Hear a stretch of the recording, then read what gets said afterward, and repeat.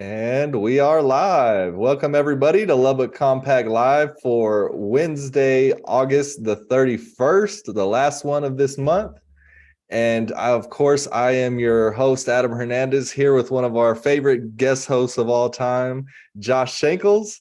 And then we have a very special guest with us here today to discuss some current events that are going on with LISD, and that is Kristi Giemza with the Every Child Every Day pack. And so there's a very, I would say, eye-opening story that has occurred in recent times that we're going to be discussing. But before we get into all of that, I would like to say a few things, and then we'll let Kristi kind of introduce herself, let you all know how she got involved in all of this, and just kind of some of her thoughts about all of it. And then once she's done doing that, then we'll get into the conversation of what we're actually here to talk about, the kind of the situation that we're dealing with. So obviously we're talking about LISD. For those who don't know what that means, that's Lubbock Independent School District. Of course, that is the school district for the majority of Lubbock, I would say, geographically, at least the more historic areas for sure are all Lubbock ISD, and you've got a few other school districts here in our area, but LISD is the main one for here in Lubbock, the city. And so my involvement with LISD came through the discussion around the closing of Dupree Elementary. And so around that time is when I met Kristi. And so I did definitely go down and make some public comments on behalf of teachers, basically, because as folks who follow Lubbock Compact know, the same kind of spirit I feel like that drives our organization, which is really just trying to help us get to a better place and help make the culture and environment wherever we're at more conducive to us being successful in doing that. And we feel that if you have an inclusive environment where people are respected and leadership is held accountable as well as everybody else, then that is a big part of the battle. And so that's really kind of what Lubbock Compact is all about from a city standpoint. So that's why we're always big on accountability. We're big on transparency, all of these things, because we feel like you have to have those things to really move forward with anything. Otherwise, you're going to have what we've had, which is divisiveness. You have all sorts of things that go wrong because folks are not doing that, unfortunately. Now, the thing that I want to say is that a lot of times our advocacy, Lubbock Compact, and I've seen this happen with Every Child Every Day, a lot of times this advocacy, when you raise awareness about issues, in order to inform the public, you're seen as, we've been called everything from rabble rousers to troublemakers to,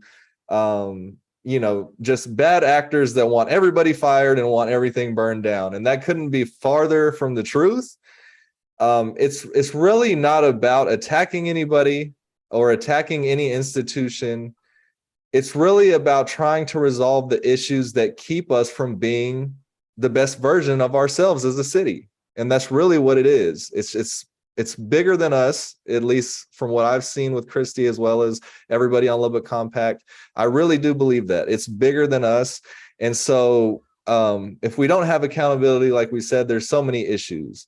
And so the second thing I want to say is that we don't look at LISD. I can speak for myself. I can speak for Lubbock Compact, and I know Kristi will say the same thing. We don't look at LISD as a whole as it's just complete garbage. Nothing is being done right? Like nobody's smart there or anything like that. Again, could not be further from the truth. There are issues for sure, but they're very serious issues. You also don't have these issues across the entire district. And some parts of the district, things are great and everything is working as it should. But there's always room for improvement. And so we do not look at LISD as a whole as garbage in any way, shape, or form. There are many smart, driven, ambitious people that want the best for our kids in this school district, in this city, that are all throughout LISD. I couldn't sit here and tell you that all these people are bad people, or anything like that. And I would never try to do that. So there's a lot of great people in LISD, but unfortunately, again, sometimes when certain things are happening or are not happening in leadership, that affects the people who hold all of this together, which is the teachers that do this every single day and who have to deal with so much, including, unfortunately, sometimes bad decisions by leadership, or lack of transparency, or not being heard, or et cetera, et cetera. And we'll get into some of those things. But so I just wanted to kind of put that disclaimer out there, for folks who may have heard about any of this and maybe got some information from some folks who aren't a part of it. That's why, of course, we always want to bring you the actual people doing these things and the actual people involved. And so that is Miss Kristi Giemza, and we'll have her go ahead and let you all know. Kristi, how did you get, and you can unmute before you start talking, but what brought you into all of this stuff with LISD? Before we get into the actual thing we're going to talk about, what brought you into it? Kind of what is your background? Yeah, just let the people know the origin story and kind of your thoughts on the whole situation. Right. Okay. Yeah. So we moved to Lubbock a little over 3 years ago. So it was kind of 8 months or so when COVID hit. My background, I've been a nurse practitioner for almost 25 years, worked in community health, worked in primary care, and I do have a background where I've done a lot of quality improvement. So I kind of look at it through that lens, like how can we make things better all the time? And so sometimes that critical, you see that, but it's all with the kind of the lens of trying to see how we can improve things, so that's my background.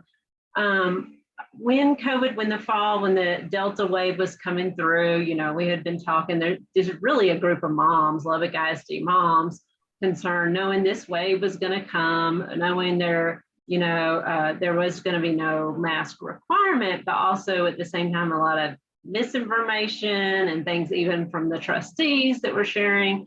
And me as a nurse practitioner, we had an epidemiologist, we were talking to pediatricians.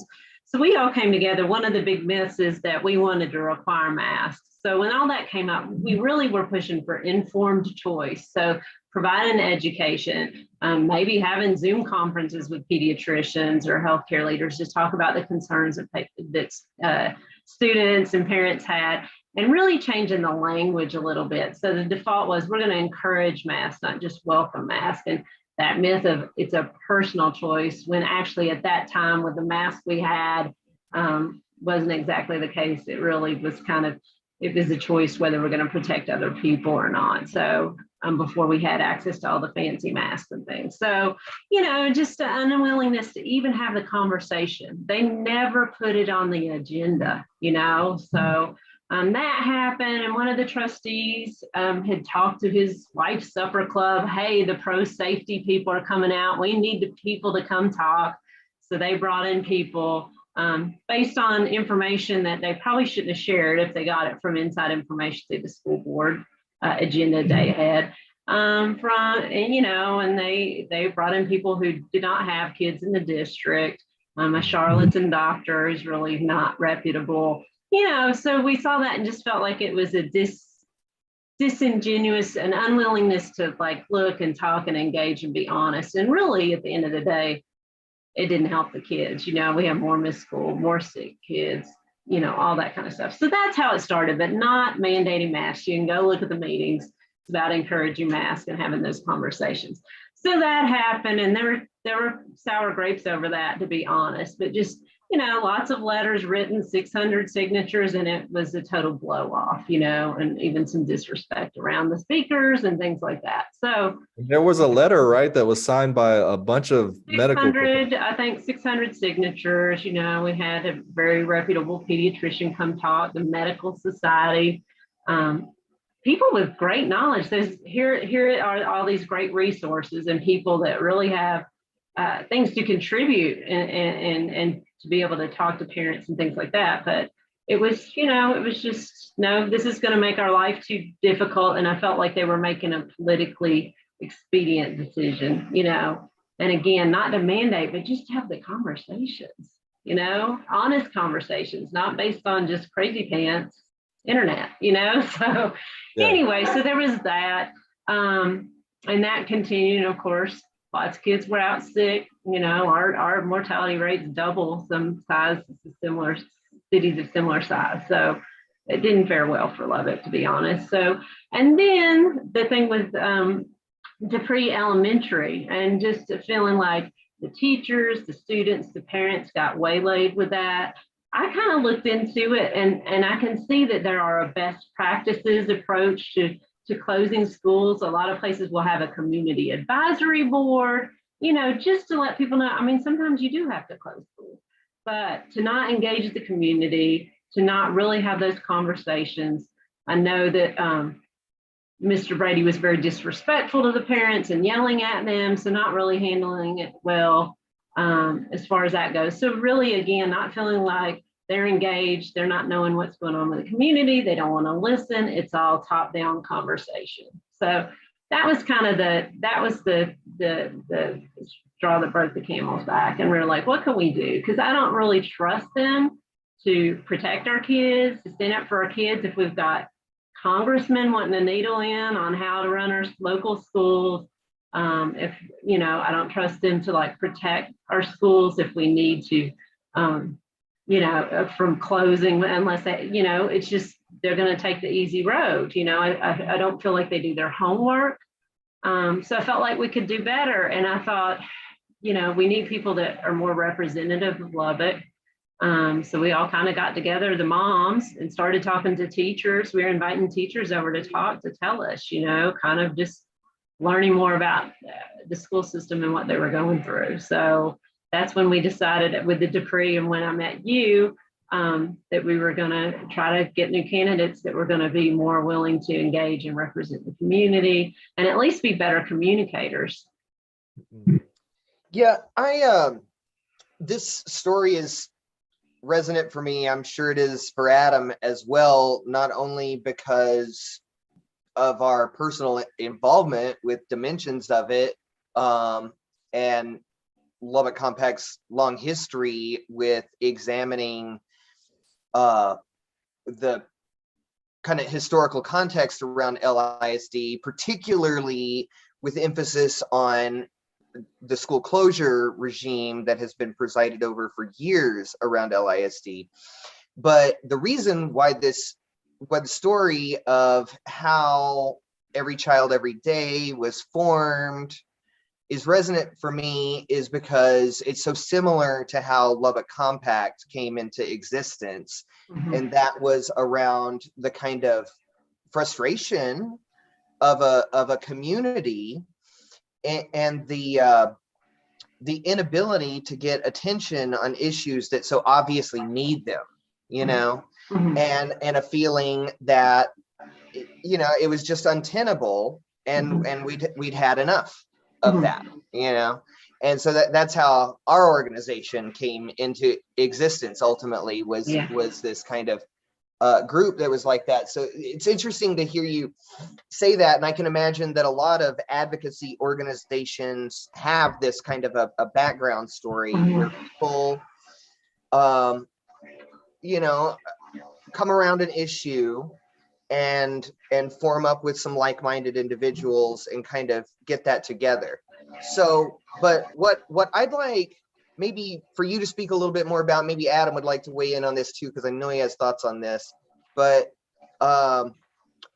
what we've found so often in our advocacy work is a culture of already decided, is that a decision has already been made without a basis in evidence, without proper oversight or input, without a basis in, I mean, there's no easy way to put it, just like even some sort of basis in right and wrong, That's and the so often doing the homework part. Right. So we run into that so often where a decision is already made. And then by the time that the public becomes aware of it and starts to advocate on it, that it's almost like it's too late. Mhm. And the elected leaders who oversee this issue are very frustrated with the public whom they serve at this issue even coming up. And so that's where, you guys are troublemakers, you guys are problem causing, this is where this accusation comes in, when in fact it's like it's a very unfair accusation. So anyway, maybe you would like to speak to that context a little bit more, Kristi, and maybe add, kick it over to Adam when you've said your piece, because I know that maybe they'd like to speak to this issue as well. Yeah. So, yeah, I mean, I think it's the doing the homework piece, not kind of, they are talking to each other, and the trustees, to be honest, and most people in political office are kind of from the upper echelons of society, and here we have Lubbock ISD school kids at 70% socioeconomically, disadvantaged, right? And it takes a lot of homework to really understand that. It takes a lot of homework to understand what's going on with teaching and the local district and then the state politics and the federal. It's complicated, it's complicated stuff. And I wouldn't expect the trustees to know everything, but I'd expect them to do their homework, and I just I don't see it. Part of that homework is community engagement. And I don't see that. We wrote letters. The voting thing, the pact was an absolute act of desperation, really.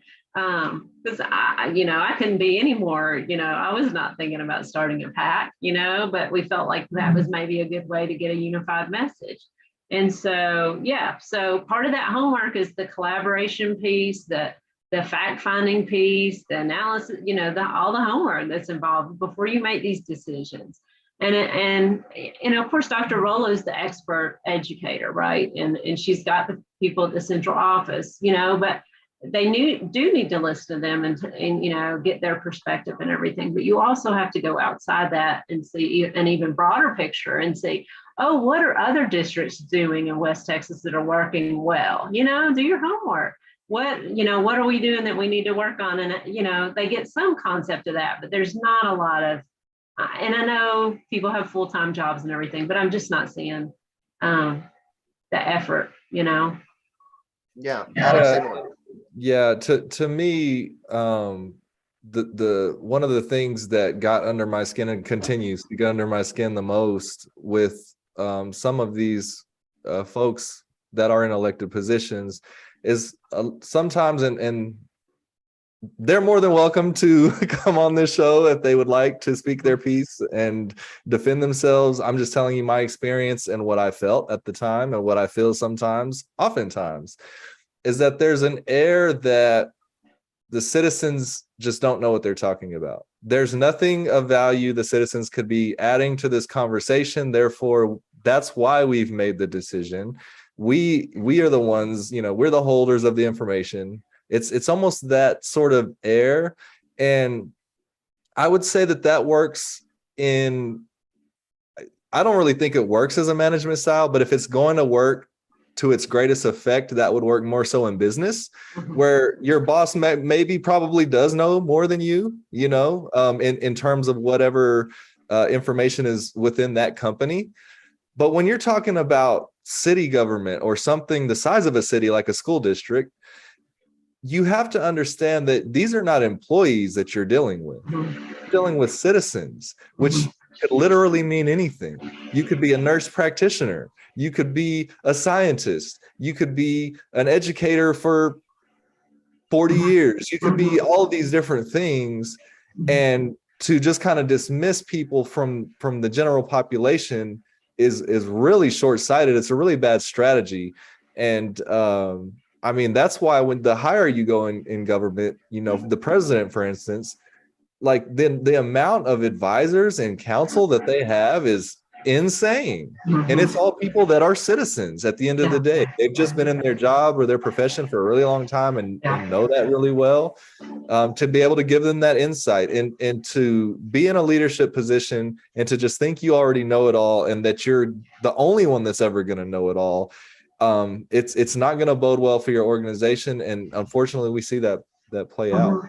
Yeah. Which I mean, guess is go ahead. To not tap into the human resources that are here. I mean, we're in a university town. We've got all kinds of schools, all kinds of experts to tap into and people that want to help, you know, so to not do that. I mean, and then to me, again, it's losing sight of this is public service position. This is not I'm a king on high position and I get to do these things. This is about serving your community and representing your community. And again, like I don't see the representation there, you know. Yeah, and that's not reflective of our district. Yeah, and that's a perfect segue into talking about the issue at hand currently, because it is all about serving. And when you have people from the community, like nobody pays us to do this stuff. I know nobody pays Kristi to do this stuff on the side. She has a whole career outside of this. Nobody's paying her to do this. Nobody definitely is paying me or Josh. Josh, you haven't been hiding any payments, have you? Yeah, nobody's paying us to do this stuff. I know people see us devote a lot of our time to this stuff, and there's much more that you don't see that goes into the behind the scenes of doing this and keeping this work going. But what's driving us to do that, because some people might say, well, you guys are crazy. Why are you doing that? Well, the why is what's driving us is that desire to help, that compassion that we have for whatever we're dealing with. When we're talking about Lubbock, for instance, we may be talking about certain districts that are being neglected or overlooked. When we're looking at a school district, we may be looking at certain campuses or certain teachers or whatever the case may be. But the whole why of it remains the same, which is that of service. And if you have people, i.e. a bunch of moms that have had enough and want to help their kids' situation, because who do you think has all these kids in LISD, right? These are their children are involved in this and wrapped up in this. And do you think you're going to keep people from helping? You're not going to. No leader is going to keep people from helping.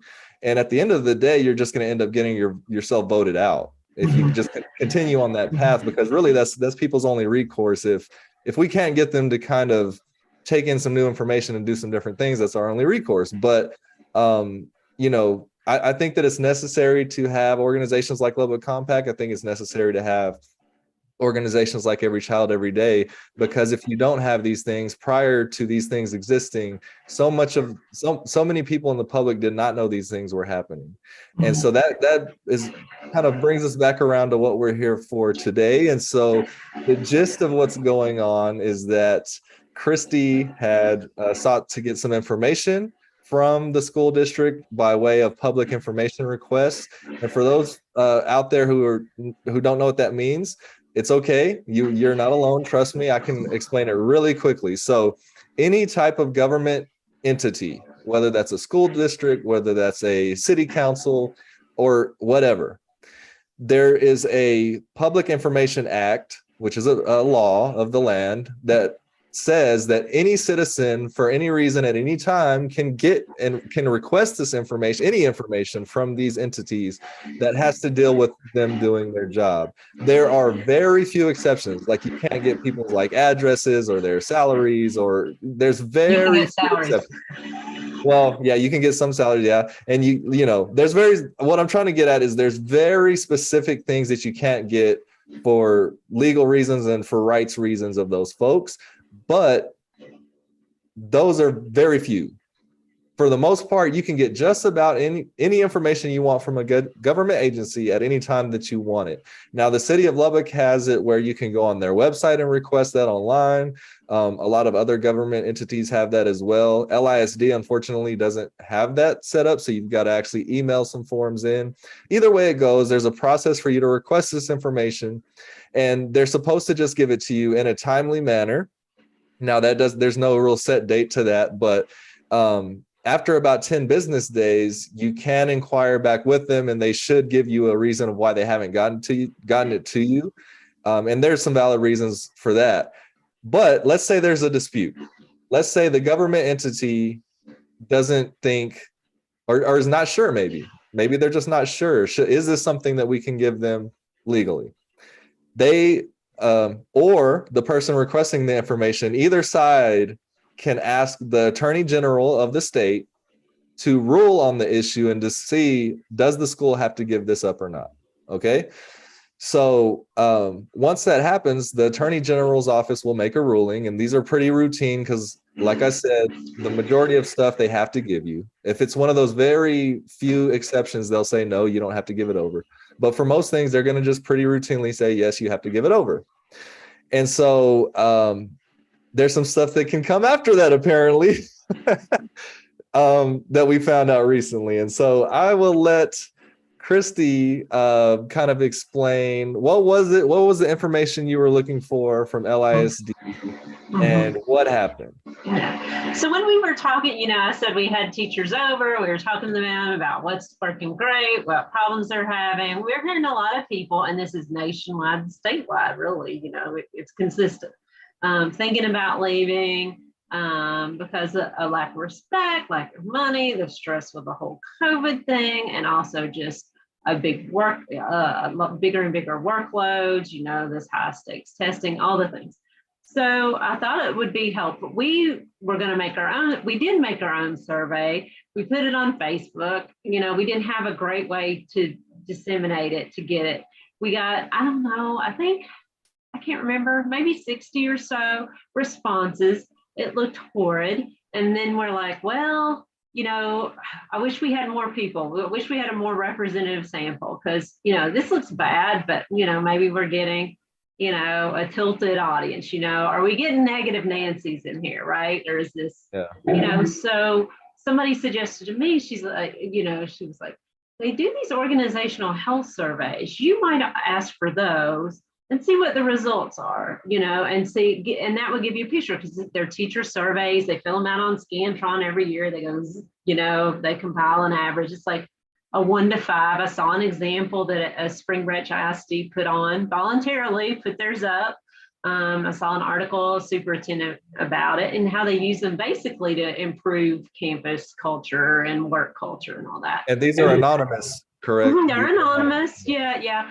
So, I got something back that looked like the Guantanamo Papers blacked out. We're going to send this to Kim Paxton. I wish I still had it. It had the black lines all over it. Like the whole thing was cute. And I was like, well, that's the end of that. That was in April, I guess. So went out of town for summer vacation, got back in June, and Paxton decided that had sided with me and said, you need to provide this information. You have 10 days, yada, yada, yada.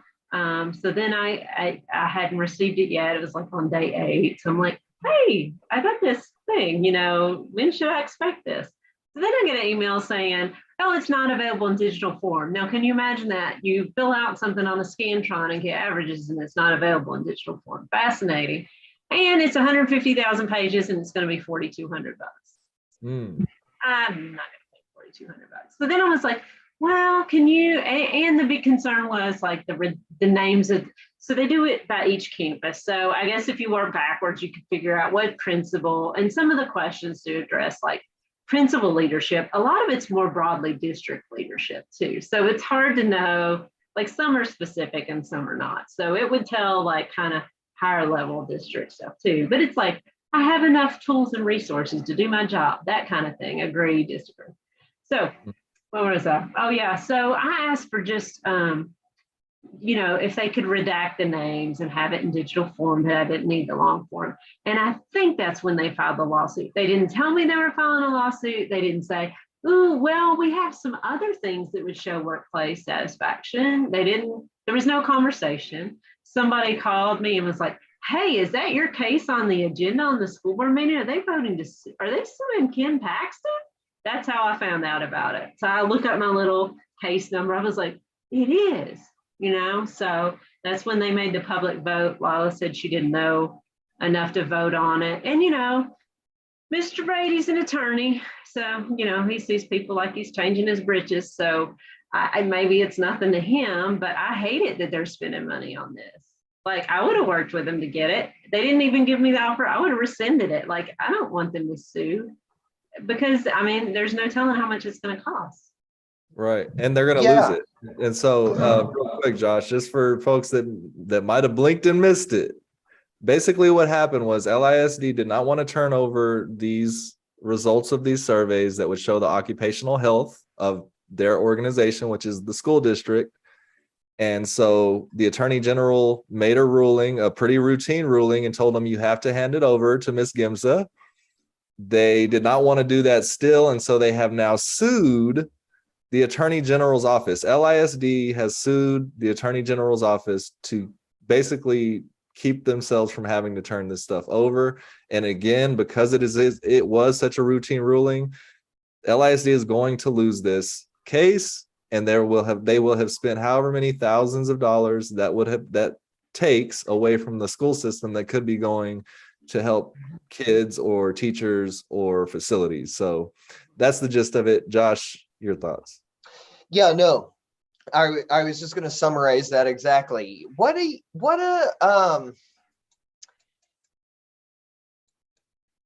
It's really, there it is, it kind of is what it is. Like, that's what we know to this point. I guess the question that it begs is why?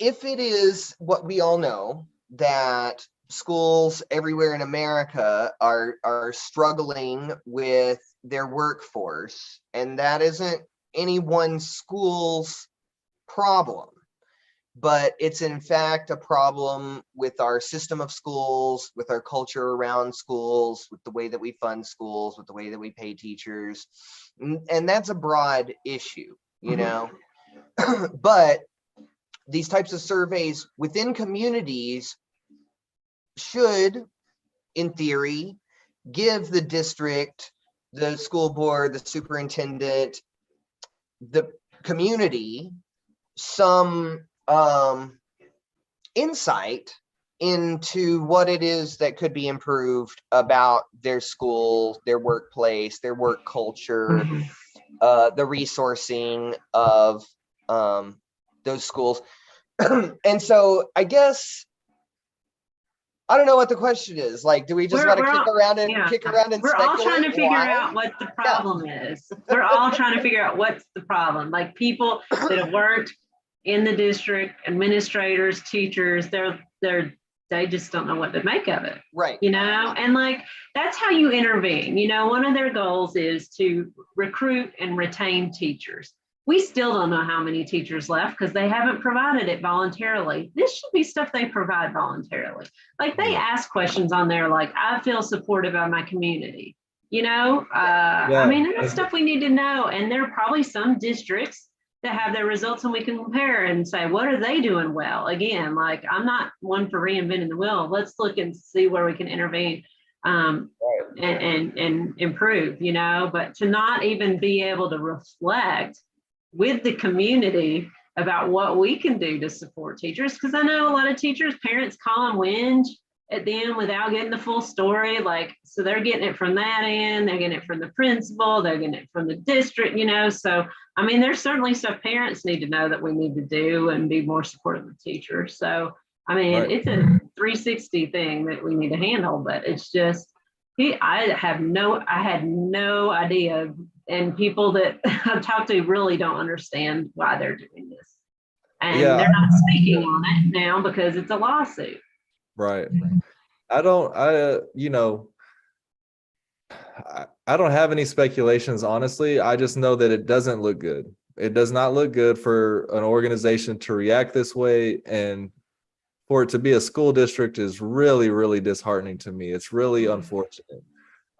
This is one of the most important institutions in our lives that have such an impact on where we'll go and where we'll end up. Not everybody, obviously, but a lot of folks.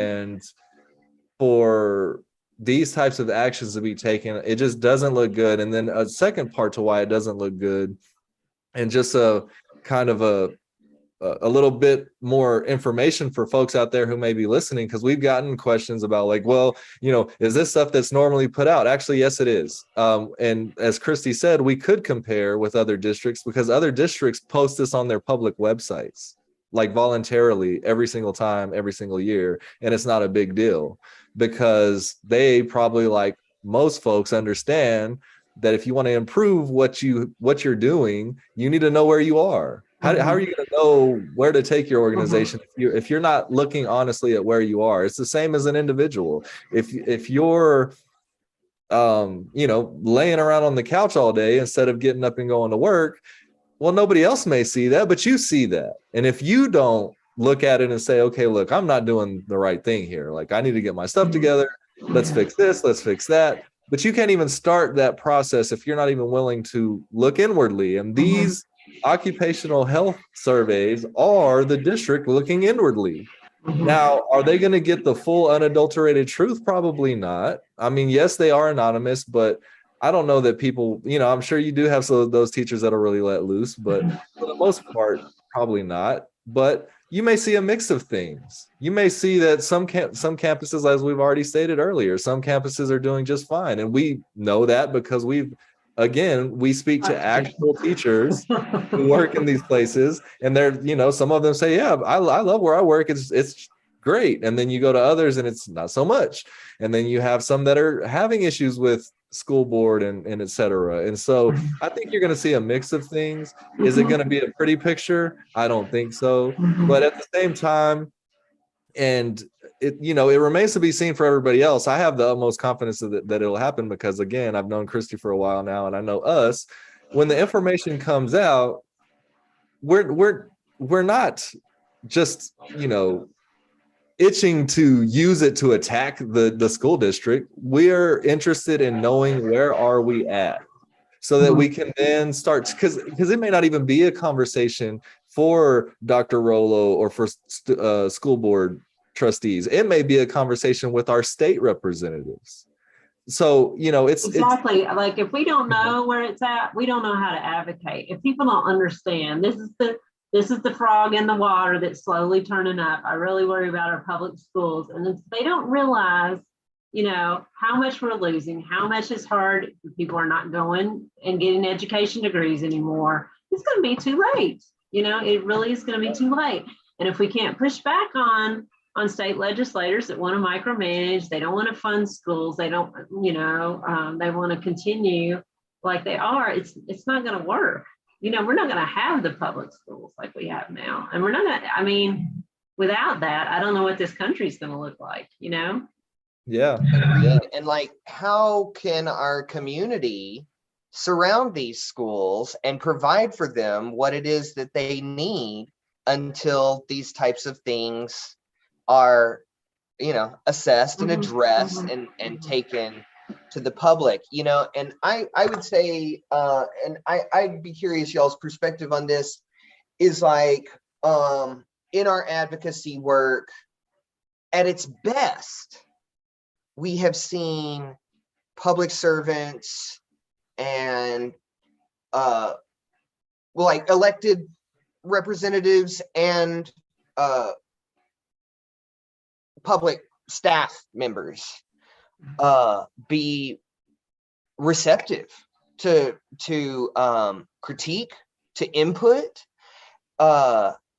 and we have seen outcomes from that are better outcomes than we otherwise would have had, and at its worst, we've seen defensive posturing that is very combative and not productive, and also does much to diminish trust between the public and these institutions that serve them.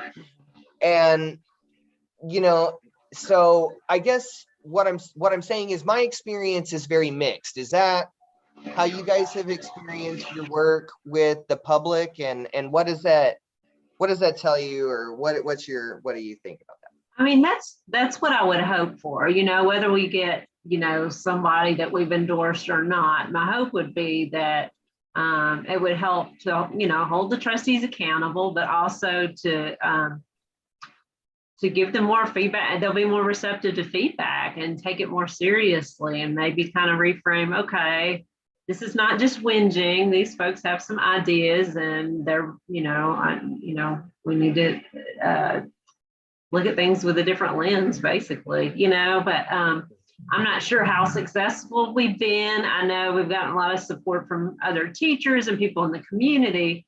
It's I don't know if it's going to translate to anything, many changes on the school board. I would hope so, you know, I would hope so. But I think there's been a lot of, you know, there's been a lot of rumor stuff going around, and some of that had to do with, I think, for West Texas PAC, you know, that was involved, and some, like you said, the state legislatures, they got all kind of into it. So I don't know, you know, yeah.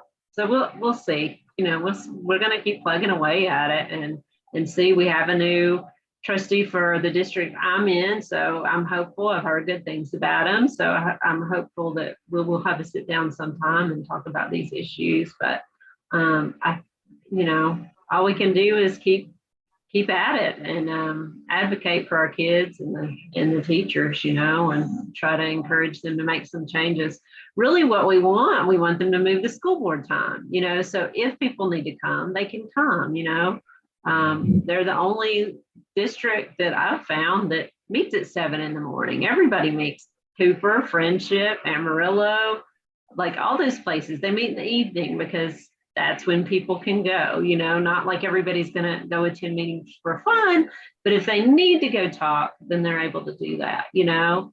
And again, I feel like the trustees need to be out in the community more. They need to be in the schools more, not just for a tour, but, you know, have a sit down workshop with the teachers every 3 months or so. They do that in Ector County, but I just don't see that kind of engagement happening here. So I think there's some real things they could do that would help everybody out, but I'm not sure yet if they're going to be open to that. I'm hopeful. Yeah. I want, you know, unfortunately, and again, you know, I would rather be talking about success stories. That's what I'd like to be talking about. And there are success stories to be had out there. And, you know, maybe we ought to take a page from our own book and make sure to feature some of them. But that said, what we've seen too often is actions that are seemingly more designed to protect image and reputation and social circles and potential political career and political careers. We've had decisions made to protect that too often, too frequently, rather than decisions that are driven in the interest of the public, that are driven by data, that are driven by best practices, that are driven by the obvious public outcry and ask for things. And so, you know, that's as has already been said here. I want Adam to speak to this, but you know, that is why the work of Every Child Every Day remains so important. That's why the work that Lubbock Compact does remains so important, and other organizations that are really doing, in my opinion, a great job of stepping into that gap of trying to hold the public's interest, hold space for the public's interest, try and create accountability within these structures, to try and create systems where people can better engage with the public and see their will represented. And so, you know, I'm so proud of everything that you guys have done And I just really think that the people of Lubbock owe you guys a big debt of gratitude, and Thank you. I'm really grateful to that. We're Adam, trying. maybe you want to speak to this a little bit, and then Well, yeah, we can go ahead your and thoughts on Kristi. we can go ahead and wrap it up with my traditional end of show rant on our topic. I think we've, I think all of it has been said, and I just want to kind of bounce off of something you said, Josh, as far as our experience has been mixed, and we've talked about that on this show many a times. Maybe we don't do it enough. I think we try to do it as much as we possibly can. Unfortunately, at sometimes those instances are few and far between when we've had a one of those more pleasant experiences that you described, where they were more open-minded and more willing to engage and use their seat of power, I guess, to a greater benefit. And so it has been mixed. And I will say that there are things right now to celebrate within LISD, all across LISD. When we talk about schools like Dunbar, who are on the brink of being closed, not once, but twice, and have now bounced back and gone from an F campus to a C campus. I mean, that's amazing. And when you understand and know the whole situation around Dunbar and the challenges that students and teachers face at Dunbar, you would know how truly great that is. And there's stories like this all across LISD. They're ninja teachers at LISD. Yeah. They're ninja level. Yeah. And you look at O.L. Slayton, who was sending 100 kids a week to Project. And that number is significantly down, something like 70% since Principal Lopez has taken the helm. And now they're trying to work on possibly getting to a place where they can now get their star, as long as we have it. Hopefully that's not long, but as long as we have the star, they're going to be trying to get that grade back up. And I could go on and on and on. There's many campuses. We'd be here all night. So there's plenty of success stories, but the main thing that all of this is about, that I think is lost on some of those folks sometimes, is that and this, I'll kind of speak to the situation with current and past elected officials, but also the community, because we need to talk about it. So we talked about people in elected positions who have their mind closed for whatever reason, whether that they're just a closed-minded person, or whether it's closed because one of their buddies might get mad if they do this or that. Whatever the reason may be, that is a liability in leadership. Another thing that's a liability in leadership, and that I've seen more and more since I've gotten involved in advocacy, not only on the political side of things, but on the school district level of things, is that the strategy of being an absentee leader is a horrible strategy. You don't build trust with your people, number one. You can't possibly know what they're going through day to day, because you don't see it, you don't hear it from them. It's not becoming of leadership, and it doesn't get you to the goals that you're trying to reach. It just doesn't. And I've seen this with state representatives. I've seen this with school board members. I've seen it all across the board with city council people. I've seen it across the board, and across the board it's bad. And we get bad outcomes from that. So what's our remedy to that? Our remedy to that is me coming on this show week after week, trying to appeal to those folks to tell them, please try something different. That's less likely to work, okay?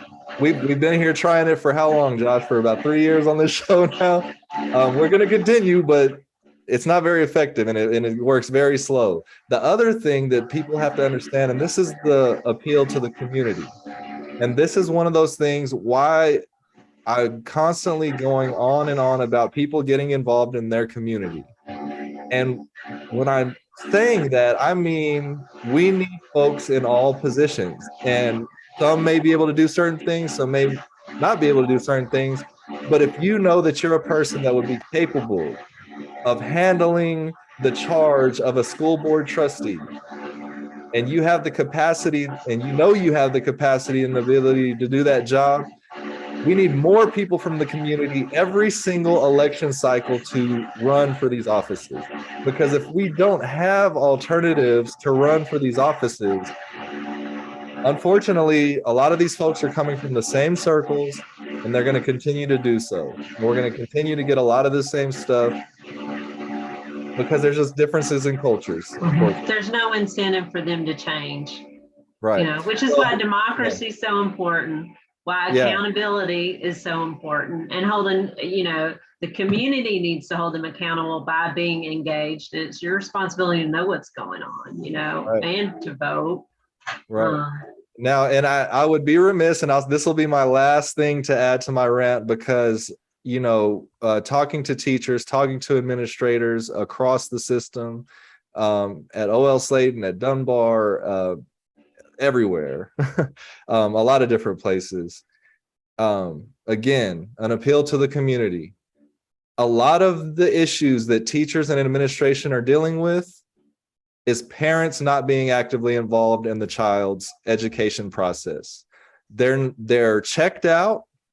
They're a lot of times there's many parents that, once they drop that child off at school, that's the end of their obligation. They're out of there. A lot of parents, unfortunately, are not getting involved in the PTA. The PTA numbers are abysmal at many of our campuses. A lot of them aren't even active, and PTA is obviously the Parent Teachers Association. And that's an easy way to be involved, because you'll kind of stay updated on what's going on with your kids. But there's other things we can do at home that need to be done. A lot of these teachers are dealing with discipline issues that are coming from things that are allowed in their environment at home. And then they bring that into the school, and we expect the teacher to just magically keep these kids in line when the rest of their lives, which is the majority of it, they don't have to be bound to those rules. And so some of this responsibility, a big part of this responsibility, lies with the community. And so I could not let us go through this whole information without saying that on behalf of the teachers, because I've heard it from so many of them, and they're so amazing because they deal with all of that day after day on top of everything else that they're dealing with. And they don't really confront parents with that a lot, even though they really, really want to. But they know that a lot of parents will create big issues a lot of times if they do that. So they just kind of try to manage it and make it work, which they do fabulously. But I've made a post about it, and I'll probably refresh that post. Teachers need our help as well. Not just the school board trustees, not just the state reps' help. They need our help as well from the community. And so if you can, number one, try to be as involved as you can as a parent. Number two, if you can and are able, try to get involved and help by mentoring. There's a great organization called Communities in Schools that's all across LISD. They're in all of the middle schools for sure, but they're in a lot of the different schools. You can go be a community partner. You just go through a simple background check, and as long as there's nothing crazy there, you can go and be a community partner and mentor kids and really get involved, because the teachers need our help. And that's what this really is all about at the end of the day.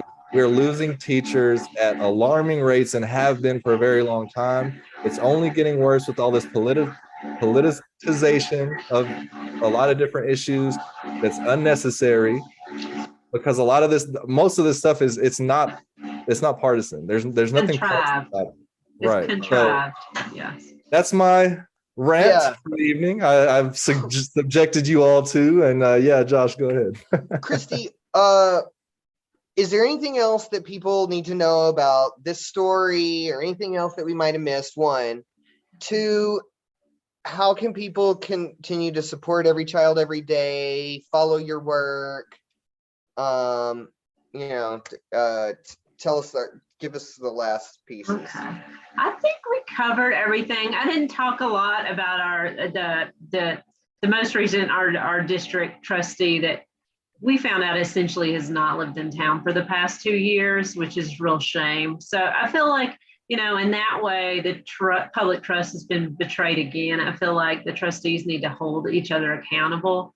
And it's just a shame because we could have elected somebody. I think the guy they picked is qualified, seems smart, and I've heard good things. So I'm optimistic about that. But I think, again, holding people accountable, having a professional process, a transparent process when you do appoint someone when there's no election. I think that's an important thing to think about. A lot of the trustees have been appointed.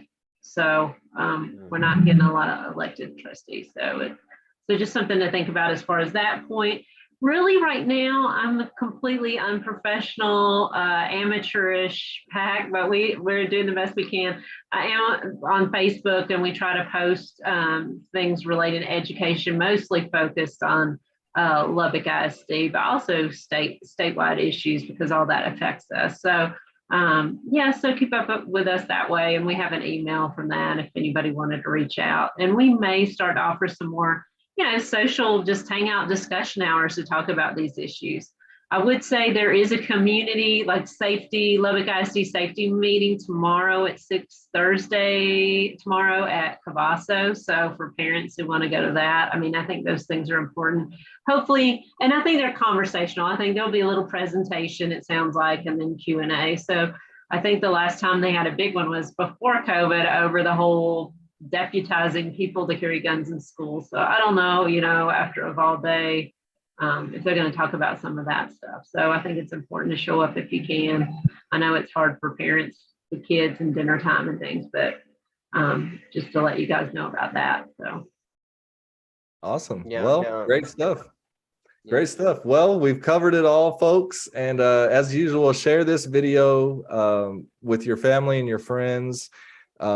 We really do have to come together as a community and try to figure this thing out and stand behind our teachers and help them as much as we can, and which in turn helps all of our kids who go to LISD. So that'll be my last about spiel on it. Rising all boats around here.